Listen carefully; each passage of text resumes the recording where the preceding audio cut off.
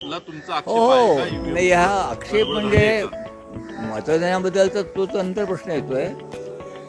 परंतु ह्या निवडणुकीच्या यावेळच्या निवडणुकामध्ये एक तर हा जो भाऊभेट जो खुळखुळा वाजवायला गेला आणि प्रत्येक घरामध्ये आमच्याकडे सोय येऊन नाव पैसे आले का, नावावर आले का, असं 2-2, 3-3 वेळा विचारून आणि नंतर मला आठवण ठेवायची, आठवण ठेवा मत कुणाला देणार, असं लोकांच्याकडून अगदी वधवून घेऊन केलं.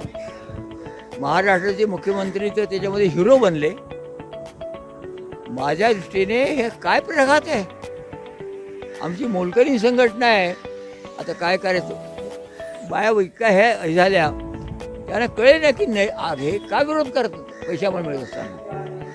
पण त्यांनी जेव्हा समजून सांगितलं जर कळलं मग म्हणाले काय केले, या हाताने दिले आणि त्या हाताने काढून घेतलंय. रोज लागणाऱ्या वस्तू अहो किती महागायला लागल्या. म्हटलं तर तुम्हाला तर पैसे दिले त्यांनी, मग पैसे फुकट दिले का तुम्हाला, असं मी आपल्याला नेहमी बोलायला त्याबद्दल बोललो. सरकारी पातळीवर तर हे झालंच, पण त्याचबरोबर खाजगी पातळीवर सुद्धा जे उमेदवार उभे राहिलेत त्यातले जे जुने आहेत त्यातल्या 75% लोकांचे रक्कम स्वतःच्या खात्यावरच्या सगळ्या वाढलेल्या आहेत. लोकांना लोक भिकारी मंडईतल्या भाज्या का मागतायत, तर मध्ये आणखी नवीन एक दलाल वर्ग तयार झाला आहे की जो ग्रामीण भागात खरेदी करतो आणि विकतोय. पण या प्रश्नांना वाचत नाही कुठली. माझं आयुष्य सगळं या लोकांच्या बरोबर चाललेलं आहे आणि स्वतः मी स्वातंत्र्याची चळवळ पाहिलेली पहिल्या निवडणुकीपासून मी या देशाच्या निवडणुकांचा साक्षीदार आहे. पण यावेळेला जे झालं ते दुसरं चमत्कार घडलेत. महाराष्ट्राचे एक उपमुख्यमंत्री तर जाहीरपणे सांगायला लागले की मी कसे पक्ष फोडले, माझ्या आयुष्यात म्हणजे 2च कृत्य मी केली. म्हणजे काय केलं, आणि तुम्ही सगळं फाटाफुटी करून सगळं करून करताय आणि जनतेच्या प्रश्नांचं काय होतंय, जनतेचे प्रश्न फेकले तर बाजूला फेकायचा, फसवलं जाते, हातावर तुरी ठेवली जाते. हा जो जुगार खेळला गेला माझ्यासारख्या ज्यांनी स्वातंत्र्याचं बाहेर गोव्याचं, मी तर स्वातंत्र्याच्या चळवळीत लहान असेल, अरे पण गोव्याच्या लढवळीत भाग घेतला, संयुक्त महाराष्ट्राच्या लढ्यात भाग घेतला, आणीबाणी विरोधाच्या ह्याच्यात लढ्यात सगळा भाग घेतला. आणि आम्ही पाहिलं गप्प बसून चालणार नाही. एकदम एक चमत्कार घडला. लोकसभेच्या निवडणुकीचे निकाल वेगळे आणि नंतर भारतात वेगळे, आणि दरम्यान अदानी प्रकरण निर्माण झाले. आता अमेरिकेतल्या कोर्टाने त्यांना अटक करायला सांगितलंय, पण भारताचे पंतप्रधान बाहेर असताना त्यांनी अदानींना पाठिंबा दिला आहे. आणि आता तर अदानी प्रकरणाची चर्चा देखील पार्लमेंटमध्ये होऊ नये असे तर सुरू झाले. ही मुस्कटदाबी, हा जो दिमाग चालला आहे, हे माझ्यासारख्या माणसाला काय वय वाढलं म्हणून काय झालं. बाबा एक मिनिट थांबतो तुम्हाला, तुम्ही हे सांगितलं विरोध तुम्हाला आता अनेक लोक प्रश्न सांगायला लागलेत की EVM बद्दल बोला, आणि संशयाला जागा आहे ना. मी मत द्यायला गेलो, पूर्वी मला मताची मतपत्रिका मिळत होती. आता तुम्ही आज जा आणि ते यादीत बटन दाबा आणि तिकडे आवाज आला की चला बाहेर निघून जा. आता या सगळ्या प्रक्रियेमध्ये संशयाला जागा आहे. म्हणजे जे मतदान सांगितलं जातं आणि नंतर जात, त्याच्यापेक्षा वाईट गोष्ट अशी आहे, मतदान झाल्यानंतर निवडणुकीच्या एजंटने सह्या केल्यानंतर सुद्धा रोज वाढतंय का आता आकडा चुकला आज वाढलं.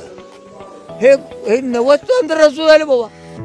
अहो शेकडा 100 बरोबर आहे, पण हे सारखे रोज रोज वाढवायचं हा काय प्रकार चालला आहे. तेव्हा तो एक विषय आला आहे. तुम्ही EVMचा विषय सांगितला, तसं लोकांनी सांगितलं की हिंदू मुसलमान ते चाललेलं आहे. याच्याबद्दल काय असणार आहे, काय व्हावं किंवा काय, हे पहा यावेळेला मागणी नाही आहे. आत्मक्लेश म्हणून मी जाहीर केला आहे की माझ्या सत्य गेल्या टोचणी होते भारतातल्या सगळ्या लोकांनी पुढे येऊन सांगावं असं माझं म्हणणं आहे. हे आंदोलन वाढलं तर मागणी येते, पण आज तरी माझी भूमिका ही आहे आत्मक्लेशाची आहे. आणि आत्मक्लेशाचं नाव सांगून थोडं बरोबर होणार नाही, ते सभ्यतेला धरून होणार नाही. पण माझ्यासारखं तुम्ही जे प्रश्न मांडतायत त्या प्रश्नांच्यावर माझ्यासारखा मनुष्य स्वस्त बसणार नाही एवढं तुम्हाला मी सांगतो. वयाची आड करून स्वस्त बसणार नाही. तरुण मुलांनाही मला सांगायचं आहे, तुमचा प्रश्न जिवंत आहे, शेतकऱ्यांचा प्रश्न जिवंत आहे, सगळ्या प्रश्नांवर आम्ही लढतो. तुम्हाला माझं जीवन मी माझा तीर्थनिधी सांगणार आहे, तुम्ही त्याची साक्षीदार आहात. पण मला असं वाटतं माझं हे कर्तव्य आहे, लोकशाहीला नागरिक म्हणून सरकार चुकत असेल तर त्या सरकारला वेळीच सांगितलं पाहिजे. पेशव्यांच्या त्या न्यायाधीश सांगतात, आपल्याचं नाव काय, पेशवे काळाचे न्यायाधीश रामशास्त्री प्रभूने प्रभूंचं उदाहरण घेतलं जातं. ते काही फौज गेलो नव्हतं, पण ते एकट्याच गेल्यानं पेशव्यानं सांगितलं तुमचं चूक आहे, आणि इतिहासात त्यांचं नाव नोंदलं गेलं. माझं नाव इतिहासात नोंदणी करण्यासाठी मी करत नाही आहे, माफ करा, मी उदाहरण दिल्याचा अर्थ तो नाही आहे. पण माझं म्हणणं आहे आपल्याला वारसा आहे. द्रौपदीच्या वस्त्रहरणाच्या वेळेस तिला कोण साक्षी आहेत कोण माहिती आहे. आज देशामध्ये लोकशाहीचं अक्षरशः वस्त्रहरण सुरू झालेलं आहे, आणि रोज नवे नवे उपाय करून त्या लोकांचे अधिकार काढून घेतले जात आहेत, आणि नवीनच काही सांगितलं जात आहे. या प्रक्रियेकडे लोकांचं लक्ष वेधण्यासाठी गांधींचा आत्महत्येचा मार्ग गप्प असतो. मला खंत वाटते आता लोकांनी उठलंच, रस्त्यावर आले पाहिजे असं माझं म्हणणं आहे. आणि जर याने जर भागलं नाही तर सत्याग्रहाच्या मार्गाचा सुद्धा विचार केला गेला. आणीबाणीच्या विरुद्ध संघवारी म्हणतात आम्ही सत्याग्रह केला ना, मग आता तुमच्या राजवटी विरुद्ध असो सत्याग्रह करण्याची वेळ आलेली आहे. ही गोष्ट सत्याग्रह म्हणजे तुम्हाला माहिती आहे, तुरुंगात जाऊ ना, उद्या ते काय करते करू देत. मी या वयात मी ते त्याचा वेळ आहे तर ते करीन. म्हणून आत्ता आम्ही दोन प्रश्नांच्यावर बोलतो. एक तर जो निवडणुकीच्या काळात पैशाचा खुळखुळा, सरकारी खुळखुळा वाजला. दोन, अदानींचं प्रकरण घडत असताना पंतप्रधानांनी परदेशात असताना तिथून अदानीला पाठिंबा दिला, आणि त्या प्रकरणाची पार्लमेंटमध्ये वाचनाच होऊ नये म्हणून जे आज चाललंय हे अत्यंत लांछनास्पद आहे. त्याच्या विरुद्ध आवाज उठवण्याचा आमचा थोडासा प्रयत्न आहे. आणि सत्यमेव जयते सांगणारे ज्योतिराव फुले आणि घटना दिनाच्या दिवशी आम्ही करतो आहोत की ज्या बाबासाहेबांना घटना दिली त्या घटनेचा अधिकार वापरून आम्ही ते करतो आहोत. तेव्हा याच्याविषयी मी जास्त काय सांगणार. 3 दिवस आम्ही थांबणार आहोत. ज्यांना येतं त्यांनी सेवन मांडावं, परंतु आज तरी आत्मकर्षात आहोत. प्रतिसाद पाहून ठरवू काय व्हायचं तो बाकीचं देशात.